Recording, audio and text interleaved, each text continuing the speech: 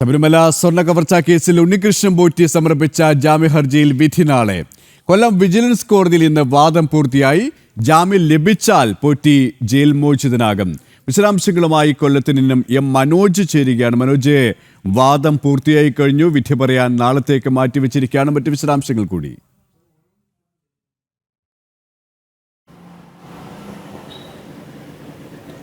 K P, ഇന്ന് തന്നെ വിധി ഉണ്ടാകുമെന്നായിരുന്നു പ്രതീക്ഷിച്ചിരുന്നത്. എന്തായാലും ഇപ്പോൾ നാളത്തേക്ക് മാറ്റി വച്ചിരിക്കുകയാണ്. ഉണ്ണികൃഷ്ണൻ പോറ്റി സമർപ്പിച്ച ജാമ്യ ഹർജിയിൽ വാദം പൂർത്തിയായിട്ടുണ്ട്. ദ്വാരപാലക ശില്പ കേസിൽ നേരത്തെ തന്നെ ഉണ്ണികൃഷ്ണൻ പോറ്റിക്ക് ജാമ്യം ലഭിച്ചിരുന്നു. ജയിൽ മോചിതനാകാത്തതിന് കാരണം ഈ കട്ടിളപ്പാളി കേസിൻ്റെ റിമാൻഡ് കാലാവധി തുടരുന്നതിനാലാണ്. എന്തായാലും ആ റിമാൻഡ് കാലാവധിയും കഴിഞ്ഞിരിക്കുന്നു. 90 ദിവസം കഴിഞ്ഞത് കാട്ടിയാണ് വീണ്ടും ജാമ്യ ഹർജി സമർപ്പിച്ചത്. ജാമ്യ ഹർജിയിൽ പറയുന്നത് സ്വാഭാവിക ജാമ്യം അനുവദിച്ചു നൽകണമെന്നുള്ളതാണ്. അതായത് ഇതുവരെ SIT കുറ്റപത്രം പോലും സമർപ്പിച്ചിട്ടില്ല.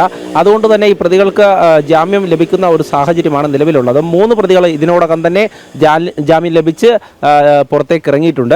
അതിനു പിന്നാലെയാണ് ഈ ഉണ്ണികൃഷ്ണൻ പോറ്റിയും ഈ ജാമ്യ ഹർജിയുമായി കോടതിയെ സമീപിച്ചത്. എന്തായാലും ശബരിമല സ്വർണ്ണക്കൊള്ളയിൽ SITയുടെ ഒരു മെല്ലപ്പോക്ക് വലിയ വിമർശനം തന്നെയാണ് ഇതിൽ ഉയരുന്നത്. കാരണം SIT ഈ അറസ്റ്റിലായ പ്രതികളുടെ മറ്റ് നടപടിക്രമങ്ങൾ, ഈ കുറ്റപത്രം സമർപ്പിക്കാത്തതൊക്കെ വലിയ വിമർശനത്തിനിടയാക്കിയിരുന്നു. ഈ ഒരു സാഹചര്യത്തിലാണ് മുഖ്യപ്രതിയായിട്ടുള്ള ഉണ്ണികൃഷ്ണൻ പോറ്റിക്കടക്കം ജാമ്യം ലഭിക്കുന്ന സാഹചര്യം ഉണ്ടായിട്ടുള്ളത്. ഇത് SITയുടെ ഭാഗത്തു നിന്നുമുള്ള ഈ വീഴ്ചകൾ, അത് പ്രതികൾക്ക് ജാമ്യം ലഭിക്കുവാനുള്ള സൗകര്യങ്ങൾ ലഭിക്കുന്നു എന്നുള്ളതാണ് മനസ്സിലാക്കുന്നത്. എന്തായാലും ഉണ്ണികൃഷ്ണൻ പോറ്റിയെ സംബന്ധിച്ചിടത്തോളം കേസിൽ ആദ്യം അറസ്റ്റിലാകുന്ന പ്രതിയാണ്. പക്ഷേ ഇപ്പോൾ ഈ ജാമ്യ ഹർജി പരിഗണിക്കുമ്പോൾ കൊല്ലം വിജിലൻസ് കോടതി ഉണ്ണികൃഷ്ണൻ പോറ്റിക്ക് ജാമ്യം നൽകിക്കഴിഞ്ഞാൽ അറസ്റ്റിലായി റിമാൻഡ് കാലാവധി കഴിഞ്ഞതിന് ശേഷം ജയിലിന് പുറത്തേക്ക് ഇറങ്ങുന്ന 4ാമത്തെ ആളാകും ഈ ഉണ്ണികൃഷ്ണൻ പോറ്റി. എന്തായാലും മറ്റു പ്രതികളും, അതായത് തിരുവാഭരണ മുൻ കമ്മീഷണറായിട്ടുള്ള KS ബൈജു അടക്കം ജാമ്യ ഹർജിയുമായി കോടതിയെ സമീപിച്ചിട്ടുണ്ട്. സ്വാഭാവികമായും പ്രതികൾ 90 ദിവസം റിമാൻഡ് കാലാവധി പൂർത്തിയാക്കി കഴിഞ്ഞാൽ, കോടതി ജാമ്യാപേക്ഷയുമായി എത്തിക്കഴിഞ്ഞാൽ അത് സ്വാഭാവികമായും ജാമ്യം അനുവദിച്ചു നൽകും. അതായത് കുറ്റപത്രം പോലും നിലവിലില്ലാത്ത സാഹചര്യത്തിലാണ് പ്രതികൾക്ക് ജാമ്യം ലഭിക്കുന്നത്. ഈ ഒരു സാഹചര്യത്തിൽ ഒരു തരത്തിലും കോടതിക്ക് ഒരു പ്രതികളോടും വിവേചനം കാണിക്കാനാവില്ല. മറ്റു പ്രതികൾക്ക് ജാമ്യം നൽകിയതുപോലെ തന്നെയായിരിക്കും ഉണ്ണികൃഷ്ണൻ പോറ്റിക്കും കോടതി ജാമ്യം അനുവദിക്കുന്നത്. എന്തായാലും നാളെ നമുക്ക് ഇതിൻ്റെ കൃത്യമായിട്ടുള്ള വിവരം അറിയാൻ സാധിക്കും. കാരണം നാളെ ജാമ്യ ഉത്തരവ് ലഭിക്കുകയാണെങ്കിൽ നാളെ തന്നെ ജയിൽ മോചിതനാകും.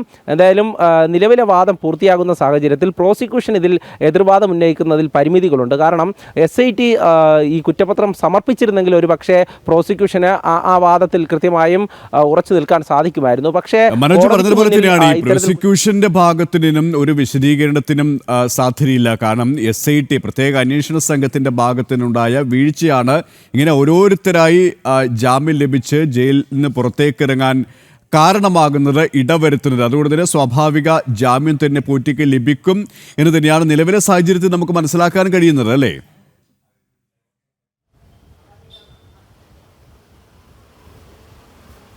തീർച്ചയായും അങ്ങനെ തന്നെയാണ്. അതായത് ദ്വാരപാലക ശില്പ കേസിൽ പോറ്റിക്ക് ജാമ്യം ലഭിച്ചിരിക്കുന്നു. ആദ്യഘട്ടത്തിൽ തന്നെ അത് പോറ്റിക്കാണ് ആദ്യമായി ഈ കേസിൽ ജാമ്യം ലഭിക്കുന്നത്. അങ്ങനെയെങ്കിൽ സ്വാഭാവികമായും കട്ടിളപ്പാളി കേസിലും കുറ്റപത്രമില്ലാത്തതിനാൽ സ്വാഭാവിക ജാമ്യം ഉണ്ണികൃഷ്ണൻ പോറ്റിക്ക് ലഭിച്ചേക്കും. അതിൽ മറ്റ് തരത്തിലുള്ള എതിർവാദങ്ങൾ ഉയരുന്നുണ്ടെങ്കിലും കൃത്യമായും അത് മുഖവിലേക്ക് എടുക്കുമെന്ന് തോന്നുന്നില്ല. കാരണം ദ്വാരപാലക ശില്പ കേസിലാണ് ആദ്യ അറസ്റ്റ് രേഖപ്പെടുത്തുന്നത്. അതിൽ പ്രധാനമായും ഉണ്ണികൃഷ്ണൻ പോറ്റിയെ അന്വേഷണ സംഘം ചോദ്യം ചെയ്തിരുന്നു. കൃത്യമായിട്ടുള്ള വിവരങ്ങൾ കോടതിയെ അറിയിച്ചിരുന്നു. പക്ഷേ അതിൽ നിന്നും ഉണ്ണികൃഷ്ണൻ പോറ്റിക്ക് ജാമ്യം കിട്ടി. ഇനി ഈ കട്ടിളപ്പാളി കേസിൽ കൂടെ ജാമ്യം ലഭിച്ചാൽ സ്വാഭാവികമായും ഉണ്ണികൃഷ്ണൻ പോറ്റിക്ക് ജയിൽ മോചിതനാകാൻ സാധിക്കും. എന്തായാലും ഉപാധികളോടെ ആയിരിക്കും ജാമ്യം അനുവദിക്കുക. ഇതുമായി ബന്ധപ്പെട്ട് നാളെ കൊല്ലം വിജിലൻസ് കോടതി ജഡ്ജായിട്ടുള്ള ഡോക്ടർ CS മോഹിതാണ് ഈ വിധി പ്രസ്താവന നടത്തുക. ഇതുമായി ബന്ധപ്പെട്ട് മറ്റു പ്രതികളും ഉടനടി തന്നെ ജാമ്യ ഹർജിയുമായി വിജിലൻസ് കോടതിയെ സമീപിക്കുമെന്നാണ് മനസ്സിലാക്കുന്നത്. കാരണം ഓരോ പ്രതികളെയും അറസ്റ്റ് ചെയ്തിരിക്കുന്നത് ഓരോ സമയത്താണ്. അതുകൊണ്ട് തന്നെ 90 ദിവസം പൂർത്തിയാകുവാൻ വേണ്ടി കാത്തിരിക്കുകയാണ് ഓരോരുത്തരും. ഉണ്ണികൃഷ്ണൻ പോറ്റിയുടെ ജാമ്യ ഹർജിയിൽ നാളെയാണ് വിധി പറയുക. എം മനോജാണ് കൊല്ലത്ത് നിന്നും വിശദാംശങ്ങൾ നൽകിയത്.